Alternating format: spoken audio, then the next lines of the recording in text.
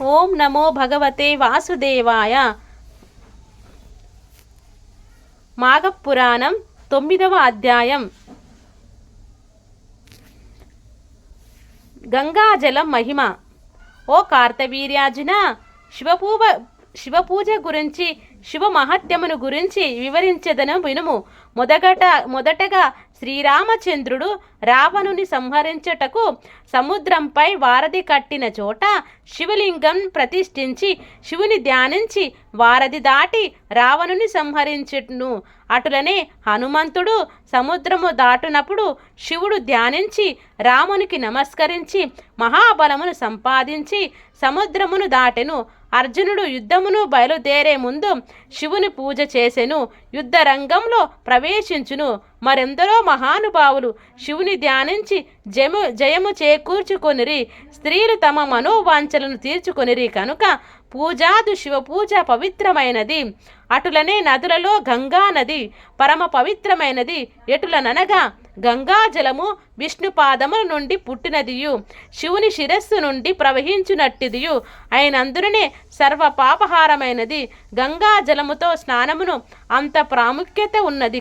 ఇంకను గంగాజలము గురించి చెప్పుకొనబోవుదును. ఏమనగా ఏ నీళ్లను గాని గంగా గంగా గంగా అని 3 పర్యాయములు అనుకొని శిరస్సును చల్లుకొనుచో ఆ నీళ్లు గంగాజలముతో సమానమగుదును. గంగాజలము విష్ణుమూర్తి ప్రతిరూపం గనుక మాఘమాసంలో అంగస్నానము అత్యంత పుణ్యప్రదమని తెలుపుచు గంగాజల మహత్యమును గురించి కార్తవీర్యార్జునకు దత్తాత్రేయుడు వివరించెను.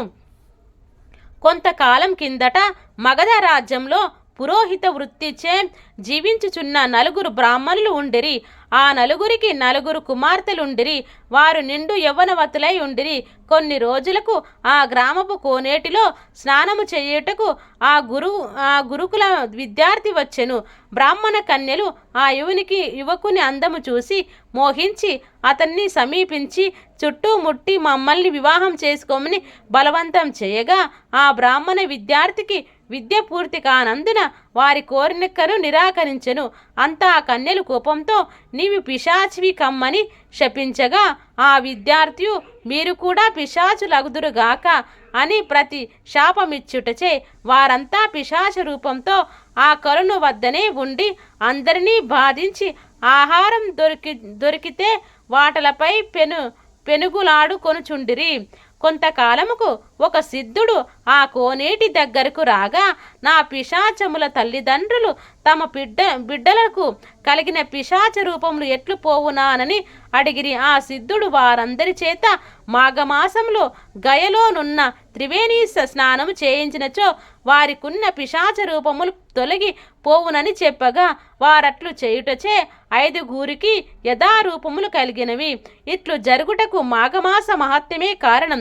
మాఘమాసమునందు చేయు నదీ స్నానము మానవులకే కాక దేవతలకు గంధర్వులకు కూడా పవిత్రమైనది. ఇక ఒక మాఘమాసంలో ఒక గంధర్వుడు తన భార్యతో భూలోకానికి వచ్చి గంగా నదిలో స్నానమాడను. అతని భార్య మాత్రం స్నానమాచరించనని చెప్పుటచే ఆమెకు దైవత్వం నశించి గంధర్వ లోకానికి వెళ్ళలేక పోయినది. ఆమెను విడిచిపెట్టి ఆ గంధర్వుడు ఒక్కడే వెళ్ళిపోయాడు. ఆమె అడవిలో తిరుగుచూ విశ్వామిత్రుడు ఉన్న చోటకు వెళ్ళి వయ్యారముగా క్రింకీడ చేసెను. ఆమె అందానికి యవ్వనానికి విశ్వామిత్రుడు తన్మయుడై ఆమెను ప్రేమించుటచే ఇద్దరూ క్రామక్రీడల్లో తేలియాడుచుండగా మరలా ఆ గంధర్వుడు తన భార్యను వెతుకుచూ వచ్చి చూడగా విశ్వామిత్రుడు గంధర్వ స్త్రీ క్రీడించుచుండెను. ఆ దృశ్యమును చూసి మండిపడుచు తపస్వివై ఉండి కూడా ఇలా కామతృష్ట కలవాడివైనను నీకు కోతిముఖం కలుగుగాక అని విశ్వామిత్రుని పాషాణమై పడి ఉండుమని భార్యను శపించి వెళ్ళిపోయాడు. విశ్వామిత్రుడు చేసినది లేక వానరముఖం కలిగి ఉండుగా నారదుడు ఆ విషయమును తెలుసుకొని విశ్వామిత్రుని కడకు వచ్చి విశ్వామిత్ర క్షణకభంగురమైన తుచ్చకామ వాంఛకులోనై నీ తపశ్శక్తినంతా వదులుకున్నావు. సరేలెమ్ము గంగా నదిలో స్నానము చేసి నీ కమండలంలో గంగా జలము తెచ్చి ఈ పాషాణంపై చల్లుము అని వివరించగా విశ్వామిత్రుడు గంగా స్నానం చేసి విష్ణువును ధ్యానించి కన్మండలంతో నీరు తెచ్చి పాషాణమిపై చల్లగా ఆ రాయి పూర్వం గంధర్వ స్త్రీ రూపమును పొంది గంధర్వలోకమునకు వెళ్ళిపోయెను. పూర్వరూపం నొందిన విశ్వామిత్రుడు తపస్సుకు వెళ్ళిపోయెను. ఇది మాఘపురాణం 9వ రోజు అధ్యాయం సంపూర్ణం.